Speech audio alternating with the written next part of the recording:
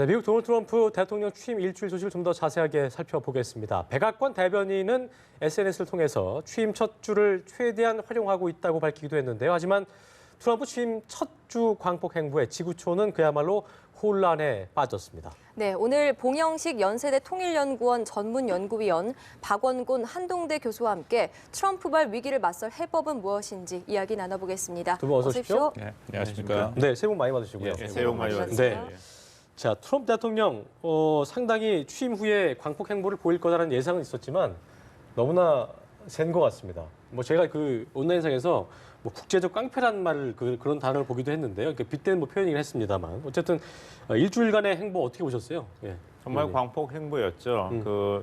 미국 언론사들이 따라가기가 힘들다, 숨차다 이런 표현을 할 정도인데 일단은 자신이 국정 운영 능력이 있다는 것을 초반에 충분히 보여주기 위한 그런 결정이라고 보입니다. 예, 알겠습니다. 박 교수님 어떻게 보셨어요? 이게 미국이 이제 새로 정부 시작하면 이제 이른바 데이 원, 첫날이 중요하고 그다음에 첫 주가 중요하고 100일이 중요하고 이제 그런 식으로 조금 나눠서 가거든요. 네. 근데 지금 평가가 나오는 게 첫 주는 2차 세계대전 이후에 가장 큰 일주일 만에 변화를 일으키는 정책을 시행한 대통령이다라고 이미 벌써 평가가 되고 일주일 있습니다. 만에 예. 가장 큰 변화를 예, 일으킨 2차 대통령이다. 세계대전 이후에 그러니까 기존의 국제 질서의 근간을 흔들 만한 그런 정책들이 이미 국내적으로 해외 대외 정책으로도 이미 시작이 됐다라고 평가들을 하고 있죠. 네. 그런 반면에 또 이제 지지율도 최저치를 기록하고 있다는 말이 나오고 있더라고요. 이 부분은 제가 또 어떻게 좀 살펴봐야 될까요? 예, 지지율이 뭐 클린턴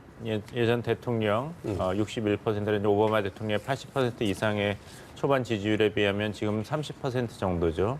그렇지만 이제 백악관은 여기에 끄떡하지 않고 있는 것으로 보입니다. 그리고 여기에 또 장점이 있습니다. 예전에 조지 W 부시 행정부를 보면은 초반에 낮은 지지율로 뭐 여러 가지 비판을 받고 우려의 목소리도 나왔지만 그 부시 대통령의 별명이 그 Master of Low Expectation, 그러니까 기대 수준을 낮추는 데 선수다. 별로 대통령한테 기대를 안 하니까 실망도 안 하는 거예요. 그래서 나중에 잘하는 게 있으면 더 잘하는 게 있으면 돋보이고 이렇게 국민한테 팔기가 좋은 거죠. 이 트럼프 대통령도 마찬가지입니다. 지금 사람들이 이러다 큰일 날 것 같다. 지금 박 교수님도 말씀하셨다면 이러다가 뭐 국내적으로도 국제적으로도 큰일이 날 것 같다. 사단이 날 것 같다. 이런 걱정의 목소리가 높아지기 때문에 여기서 트럼프가 조금만이라도 좀 합리적인 선택을 한다든지 부드러운 태도로 나간다면은 그것이 또 굉장한 지지와 주목을 받을 가능성이 높습니다. 봉 의원님 말씀이 이제 더 이상 칠 바닥이 없다 뭐 이렇게 제가 좀 들렸는데요. 예. 어떻게 보세요? 저는 조금 부정적인 지금 전망이 계속 할 수밖에 없는 게요. 이게 2016년 6월 달에 트럼프가 처음으로 대외 정책을 발표를 했습니다. 근데 그 대외 정책이 지금까지 계속 진행되고 있는 거거든요. 취임사도 그렇고 6대 국정과제 발표한 것도 그렇고 일주일에 지금 했던 행정명령들도 그렇고 그렇기 때문에 본인의 이런 그 특성을 쉽게 포기하지는 않을 것이다라고 하고요. 여전히 본인은 반란군의 이미지를 갖고 있습니다. 그러니까 예. 트럼프라는 인물 자체가 기존의 기득권층, 기존의 규칙과 규범 그런 것들을 다 뒤집어서 대통령이 당선이 된 거기 때문에 자기는 앞으로 4년 후를 더 생각을 한다면 이것을 갖고 가야 된다라고 계속 생각을 하고 있는 거죠. 그래서 40%의 지지율도 뭐 별로 그렇게 크게 개의치 않고 아마 갈 겁니다. 본인이 생각하기에는 백인이 68% 정도 되는데 그중에 딱 자기를 지지하는 그 지지층만 만족시키면 된다라는 생각을 갖고 있거든요. 그래서 저는 앞으로도 계속 이런 정책으로 가지 않을까. 알겠습니다. 예. 원래 유명한 것도 대선 기간 중에는 막말 후보였지 않습니까? 지지율이 뭐 1%, 2%에서 시작해서 결국에는 공화당의 대통령 후보까지 됐고 대선까지 승리를 쟁취한 사람이기 때문에 이런 지지율에 일희일비할 것 같지는 않습니다. 네. 근데 지금 중요한 거는 아까 뉴스 앞부분에 나왔지만 이 국제 질서 재편에서 파트너를 바꾸는 것이 특징으로 나타나고 있어요. 예를 들면 오바마 대통령은 유럽 문제는 메르켈 독일 총리와 이제 파트너로 했고 푸틴 대통령과는 좀 각을 세웠는데 이제 이 트럼프 대통령을 본다면 유럽의 파트너는 다시 영국을 지지하고 있고 네. 그래서 테레사 메이 보수당 총리와 함께 브렉시트는 참 영국으로도 다행한 일이다. 영국의 이런 경제 이익을 이제 보호할 수 있게 돼서 다행이다. 이런 얘기를 하고 러시아 푸틴 대통령과는 관계 리셋을 하겠다. 대신에 중국과는 각을 세우고 아시아에서는 계속 아베가 이끄는 그 일본의 이제 전우체 청산 프로젝트와 미국 우선주의를 결합시키려는 이런 노력이 보이고 있습니다. 여기서 이제 한국이 빠져 있는 것이죠. 네, 알겠습니다. 자, 트럼프 대통령의 속전속결 행보의 첫 번째가 바로 다자간 무역협정 TPP 탈퇴 선언이었는데요. 그렇습니다. 이건 어떤 의미가 있다고 봐야 되겠습니까? 의미가 굉장히 네. 크죠. TPP 같은 경우에는 오바마 행정부가 아주 적극적으로 추진을 했던 거고요. 이것이 이른바 이제 아시아 재균형 정책의 핵심이다라고들 생각을 했습니다. 결국은 중국을 견제하기 위해서 일본을 비롯해서 이제 아시아 태평양 지역의 국가들 12개국이죠. 그래서 한꺼번에 묶어서 이것을 통해서 경제 공동체를 이루는 것도 있지만 그런 전략적인 이해도 구매하겠다라고 생각을 했는데 트럼프는 그것에 대해서 뭐 지속적으로 반대를 했습니다. 역시 경제적인 이해를 앞세우니까 이런 식의 다자적 무역 협정은 미국한테 불리하다라고 계속 얘기를 했고요. 그래서 뭐 예상은 했었던 것처럼 첫 번째 행정명령으로 TPP의 추진 폐지를 이제 선포를 한 그런 상황이죠. 그래서 뭐 나머지 11개 국가들이 지금 굉장히 당황하고 있는 상황이고 네. 예를 들어서 뭐 일본 같은 경우에는 미국을 그래도 좀 더 설득을 해야 되지 않느냐 하는 입장인 반면에 뭐 호주 같은 국가는 그러면 미국을 빼고 TPP를 추진을 하겠다. 지금 뭐 그런 거가 있습니다. 예. 의미는 역시 보호무역주의 쪽에 의미가 있고 이런 식으로 다자간의 자유무역 협정 자체를 부인하는 것은 기존에 있었던 경제 질서의 큰 변화다라고 저는 생각이 듭니다. 지금 네. 박 교수님께서 보호무역주의 얘기하셔서 제 말씀 한 번 더 드리자면 어쨌든 그 한국이 이 트럼프의 보호무역주의의 최대 피해국이 될 수 있다는 뭐 이런 예상도 나오고 있는 상황에서 그러니까 한미 FTA 재협상 가능성도 나오고 있고요. 그런 상황에서 우리가 좀 이게 희생양이 되지 않기 위해서 우리가 할 수 있는 최선이 있다면 어떤 게 있다고? 예, 이게 희생양이 될 가능성이 굉장히 크죠. 일단은 그 TPP, 그다음에 나프타 는 이제 분명하게 재협상이나 거의 폐지 쪽으로 얘기를 하고 그 다음에 건드릴 게 이제 한미 FTA인데요. 예. 네. 한미 FTA를 건드리기 전에 제 생각에 이제 중국이랑 먼저 붙을 겁니다. 왜냐하면 중국의 그 대미 무역 흑자가 한국이 갖고 있는 대미 무역 흑자의 10배거든요. 딱. 이게 당연히 이제 중국부터 문제 제기를 하고 그 다음에 이제 한미 FTA 문제를 당연히 얘기를 하겠죠. 왜냐하면 그런 다자 협정 외에 쌍무간 두 국가가 맺고 있는 FTA는 지금 한미 FTA가 가장 규모가 큽니다. 그리고 뭐 선거 때도 여러 번 얘기를 했고요. 한미 FTA에 대해서 문제 제기를 할 텐데 우리가 굉장히 정교하게 접근을 해야 됩니다. 예. 왜냐하면 한미 FTA를 통해서 우리가 사실은 매년 지금 뭐 200억 불 이상의 우리가 대미 무역 흑자를 보고 있는 것은 사실이지만 네. 그것을 통해서 미국도 상당 부분 또 자신들도 이제 이득을 보는 부분이 있거든요. 그걸 어떤 식으로 접근해야 되냐면 주별로 접근해야 됩니다.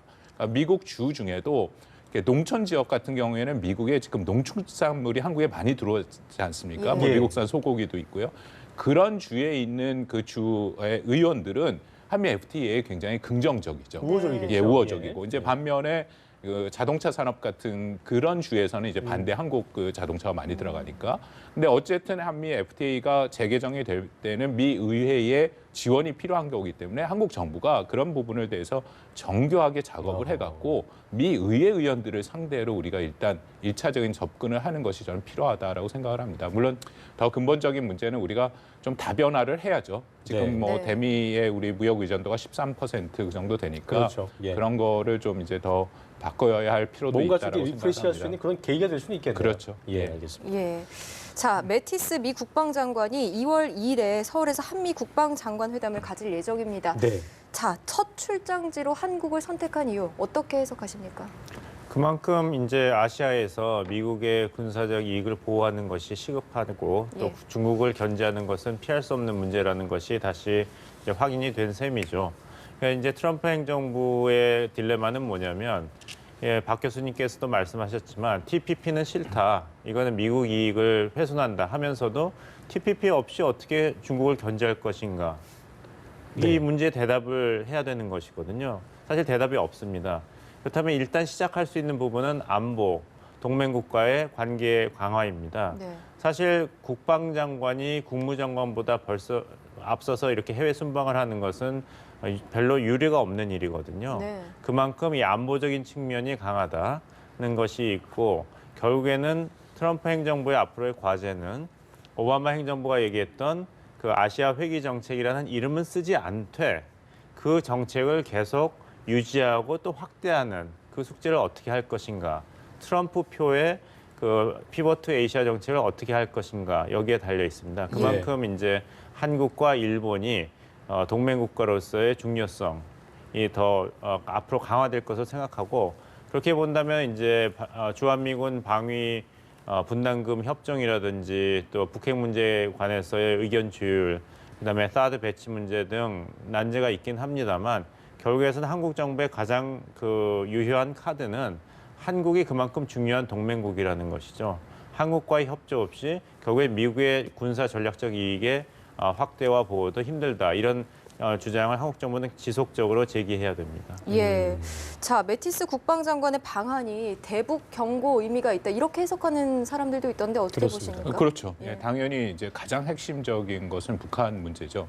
왜냐하면 북한의 김정일 생일이 2월 16일인데 작년 같은 경우에도 그 9일 전에 장거리 미사일 발사 네. 실험을 했죠. 그래서 제 생각에 이번엔 쏘지는 않을 거긴 하지만 어쨌든 현재의 미국이 아시아에서 가장 그 큰 위협은 북한 위협입니다. 근데 제가 하나 더 우려하는 거는 저는 그런 면에서는 매티스 장관이 오는 것이 굉장히 잘 됐다라고 생각을 합니다. 한국 측에서 우리가 갖고 있는 북한에 대한 위협을 미국과 충분히 공감을 하고 또 일본과의 협력을 통해서 북한 문제에 대해서 우리가 지금 하고 있는 예를 들어서 대북 제재라든지 사드 방어 체제라든지 그것을 연속적으로 할 수 있다는 것에서는 저는 굉장히 긍정적이라고 생각을 하는데 네. 조금 전에 봉 박사님도 말씀하신 것처럼 전 남중국해가 걱정이 되더라고요. 네.